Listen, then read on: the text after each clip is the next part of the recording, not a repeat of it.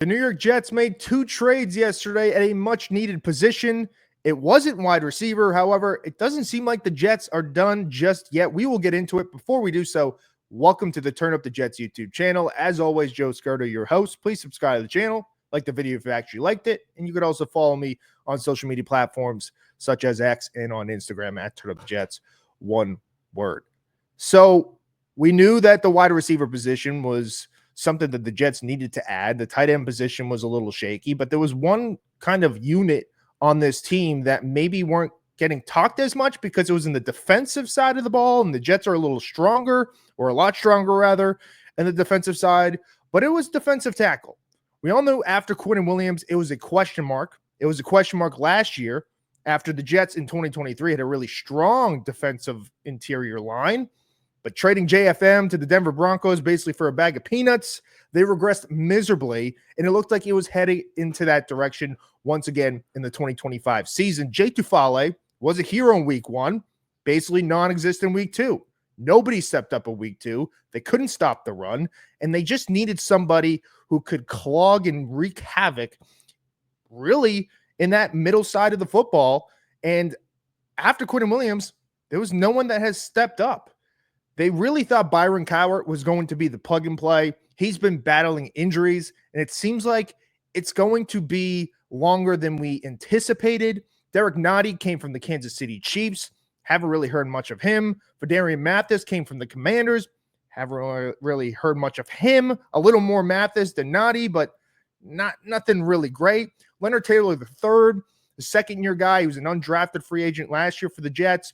He made some pretty solid plays. He had that big strip sack in week 1, but is he a plug and play at defensive tackle? No. And I think Darren Muji and company noticed that they had to address this immediately before week 1, or else they were going to have one of the worst run defenses in the league. So they go ahead, maybe an hour after their last training camp practice to the public, they go and trade for Jowon Briggs of the Cleveland Browns. Briggs is a second-year defensive tackle. He was a 7th-round pick out of Cincinnati just a year ago. Only played about 130 snaps in a stronger defensive front from the Browns. So Briggs and a 7th-rounder go to the Jets, and the Jets send back a 6th-rounder. So it's essentially just a late-round pick swap to add some depth here. I like it. You see some of the highlights this year already in the preseason, both for the Browns against the Panthers and the Eagles. Briggs is strong, man, and he can wreak havoc during the run situations, and that is essentially exactly what the Jets need. They need a strong body who will just essentially ruin plays and particularly runs inside, and you could just see the pure strength. He moves better than you would think for a big guy. And he has that relationship with Sauce Gardner, too, which I think was cool. They're both teammates in Cincinnati. And then this is not, okay, Briggs is going to be a starter, right? It was just more so, okay, I'm glad they at least addressed that. Maybe Nottie is probably out of here, or Mathis. One of the two of those guys are cut candidates. I think they like Leonard Taylor a little more. So that's where my mind went. However, they weren't done. Essentially, an hour later after that, the Jets go add a more established veteran defensive tackle in Harrison Phillips from the Minnesota Vikings. Phillips in a 7th go to the Jets. 2 6ths go to the Vikings. Phillips, a former captain, a former Buffalo Bill. He was a former 3rd-round pick in 2018 out of Stanford. And this was an unbelievable move. This is your plug and play. Like, he's automatically the starter next to Quentin Williams. He's one of the better, really, run stuffers in the NFL. Like, he really is. That is his strength, and they needed somebody to do that because they have edge rushers in the outside, but they couldn't stop the run. And they needed a big body over there, and Phillips is going to do that. Like, this dude is an established player in the league. He has not missed a game in the last 3 years, and you literally just got your starting defensive tackle for 2 6th-round picks. And essentially, when you add it up, you got 2 solid defensive tackles along with the 7th-round pick for 3 6th-rounders. 2 7th-round picks, actually. So 2 players and 2 7ths for 3 6ths. I mean, that's you really can't be mad at that. That is a hell of a job by Darren Muji, and it gets better. He was owned around 7.5 to 9 million in Phillips, and they actually got the Vikings to agree on cutting his salary in half. So they're only going to be paying him roughly around 3 million, and he's still under contract for the next 2 seasons. So this is something that you look even in the future. You don't have to address this position immediately next year in the draft. If you need a quarterback, that's the consensus pick. If you need a receiver, maybe that's the pick. You kind of cross that off your list because I think Harrison Phillips is that good of a player and that reliable. You don't have to worry about it. Like, this guy's 550 plus snaps a year. He doesn't miss time. He's strong. He's a great leader. I don't know if I mentioned he was a captain with Minnesota. I love that. And you know Aaron Glenn loves that. Those are the type of guys that they want in this building. And it's kind of shocking that the Vikings did that. However, the Vikings are also strong in the front four. And I even talked about it yesterday. They were one of the teams really looking at the wide receiver market since Jordan Addison is going to serve a multiple game suspension. So they kind of wanted some more insurance behind Justin Jefferson, as well as Justin Jefferson has been battling a hamstring injury. So I think they're going to turn those picks, and I expect a move for the Minnesota Vikings for a wide receiver. I don't know who it's going to be pretty soon, but a great job. The first 2 trades in Darren Muji's career, and the Briggs was insurance. However, the Phillips trade was like a home run to me. Yeah, he's not an all-pro, but he's a pro. He's the actual defensive tackle in the NFL going into his 6th year, has played for really good teams in Buffalo and Minnesota. He knows how to win.